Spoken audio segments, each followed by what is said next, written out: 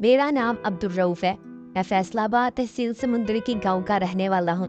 मेरे वालिद साहब ने भले वक्तों में जंग बाजार में दुकानें खरीद ली थी।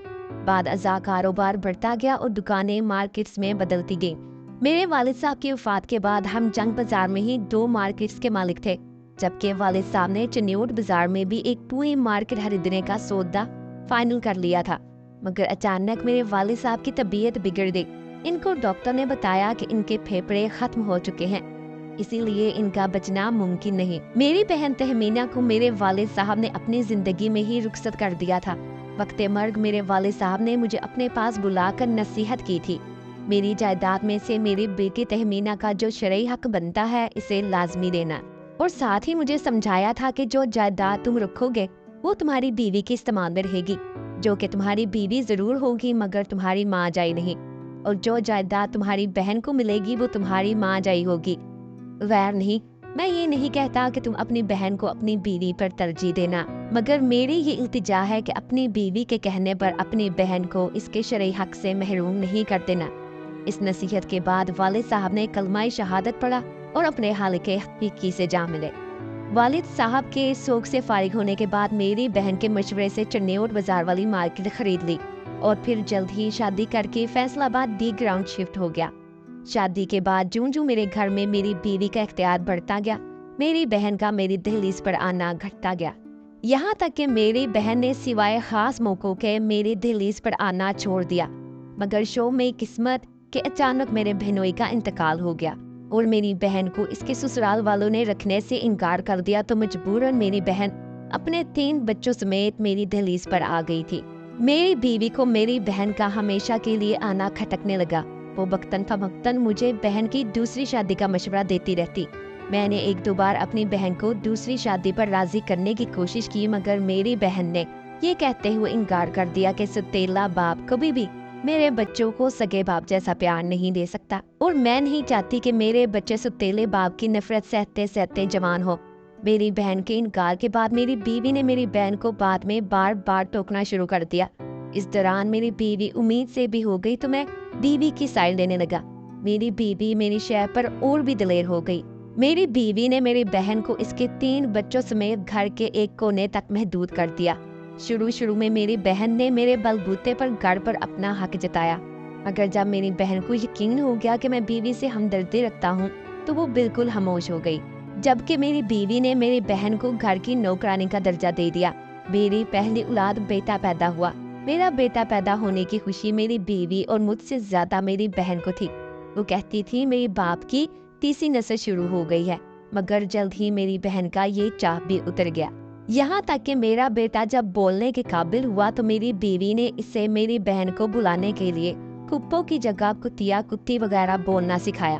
मगर न जाने क्यों अपने लिए गाली सुनने के बाद भी मेरी बहन को मेरे बेटे पर प्यार आता और वो मेरे बेटे को चूमती रहती। जब पहली बार मैंने ये लफ्ज अपने बेटे के मुंह से अपनी बहन के लिए सुना तो मेरे दिल को एक धचका सा लगा था, क्योंकि इसने मुझे शुरू से भैया जी कहना सीखा था और अब तक भैया जी ही कहती थी।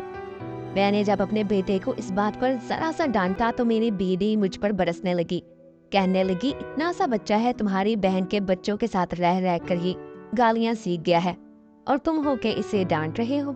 इसने बेटे को मेरी गोद से उठाया और मुंह बनाए कमरे से बाहर चली गई। मैं जानता था मेरा बेटा किस किस्म की बातें सीख रहा है। आहिस्ता आहिस्ता हर काम की जिम्मेदारी मेरी बहन पर डाल दी गई। यहाँ तक कि मेरी बहन के अपने बच्चे रोते रहते, मगर वो मेरे घर की सफाई सुथराई करने में मसरूफ रहती, अपने बच्चों पर तवज्जो न देती। जबकि मैंने अपनी आंखों से देखा जब मेरा बेटा रोता तो मेरी बहन अपनी गोद में मौजूद अपनी औलाद को घर के फर्श पर रख देती और दौड़ते हुए आती और मेरे बेटे को उठा देती। मेरी बहन के इस रवैये के बाद भी मुझे और मेरी बीवी पर कोई असर नहीं पड़ा। यहाँ तक कि मेरी बहन ने अपने बच्चों को स्कूल दाखिल करवाने के मुतालिक मुझसे बात की तो मैंने साफ इनकार कर दिया और कहा कि मेरे पास पैसे नहीं हैं। मेरी बहन तहमीना ने अपनी औलाद को लिया और समुंदरी में अपने आबाई गांव में मौजूद घर में शिफ्ट हो गई। वहां सरकारी स्कूल में बच्चों को दाखिल करवाया और साथ ही लोगों के कपड़े सिलाई करके और धोकर इस्त्री करके देने का काम करने लगी और अपना और अपने बच्चों का पेट पालने लगी।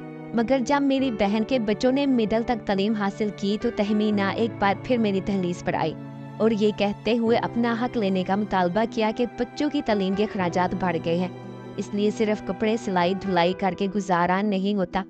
मैं बहन के मुंह से ऐसा मुतालबा सुनने के लिए तैयार नहीं था, मगर मेरी बीवी ने इसी वक्त बात संभाल ली और मेरी बहन को इंतहाई शीरी लहजे में कहा कि वो अपने बच्चों को लेकर यहाँ शहर में आ जाए। हम लोग तुम्हारे बच्चों को बेहतरीन तालीम दिलवाएंगे और तुमको भी फिक्र करने की जरूरत नहीं। जो कुछ तुम्हारे भाई का है वो सब तुम्हारा ही तो है। मैंने भी अपनी बीवी की हाँ में हाँ मिलाई और यूं मेरी भोली बहन एक बार फिर मेरी बीवी की शातिराना चाल में फंस गई। अपने बच्चों को लेकर फैसलाबाद हमारे पास शिफ्ट हो गई। बीवी के कहने पर मैंने तहमीना के बच्चों को बेहतरीन स्कूल में दाखिल करवा दिया, जबकि मेरी बीवी ने मुझे समझाना शुरू कर दिया कि तुम्हारी अपनी जायदाद बहन के हिस्से में चली जाएगी, इसको संभालो। इस तरह की बातें करके मेरी बीवी ने मेरे दिल में जायदाद का लालच भर दिया और फिर मुझे बहन को मारने पर उकसाना शुरू कर दिया। पहले पहल मैं बीवी की इस बात पर तल्ख हुआ, मगर फिर आहिस्ता आहिस्ता बीवी से मुत्तफिक होता गया।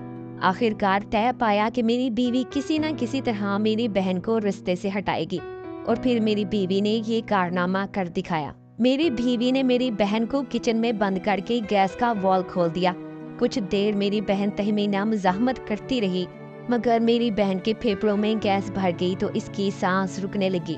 जब मेरी बहन बेसुध होकर गिर पड़ी और मेरी बीवी को यकीन हो गया कि वो मर गई है तो मेरी बीवी ने शोर मचाना शुरू कर दिया। हमसायों की मदद से मेरी बहन को करीबी प्राइवेट अस्पताल मुंतकिल करके मुझे खबर दी गई। अस्पताल में जाकर मेरी बीवी को पता चला कि मेरी बहन जिंदा है तो वो परेशान होगी। मेरे पहुंचने पर मुझे सारे कारनामे से आगाह किया और बताया कि अगर अब तुम्हारी बहन बच गई तो हम जेल जा सकते हैं। जब मेरी बीवी मुझसे गुफ्तगू कर रही थी, इस वक्त मेरे कमरे में फकत हम मियां बीवी के सिवा मेरी नीम मुर्दा हालत में पड़ी बहन थी, जिसे ऑक्सीजन बेड पर लेटाया गया था। मैं उठा और ऑक्सीजन सिलेंडर का वॉल बंद कर दिया। अस्पताल का डॉक्टर मेरा जानने वाला था, मुझे यकीन था कोई मसला बनेगा तो मैं संभाल लूंगा। इस तरह मेरी बहन तड़प तड़प कर मर गई और सारा इल्जाम अस्पताल की नर्स पर आ गया कि इसने गैस सिलेंडर का वॉल सही तरह से नहीं खोला था। हमने मामले को संभालते हुए नर्स के लिए आम माफी का ऐलान किया और बहन की लाश को लेकर घर आ गए।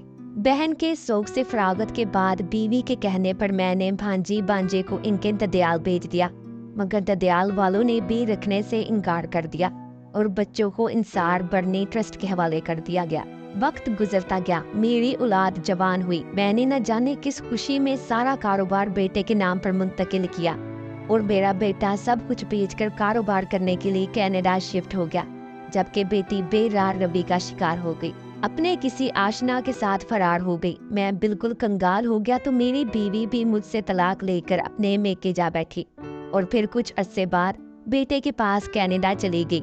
मेरे बेटे ने कनाडा में एक मॉडर्न लड़की से शादी कर ली और पलट कर कभी मेरी खबर न ली, जबकि मैं आज भी यहाँ भीख मांगकर अपना गुजारा करता हूँ और फिर जंग बाजार या चन्योट बाजार की इस मार्केट के सामने सो जाता हूँ जो कभी मेरी मार्केट होती थी।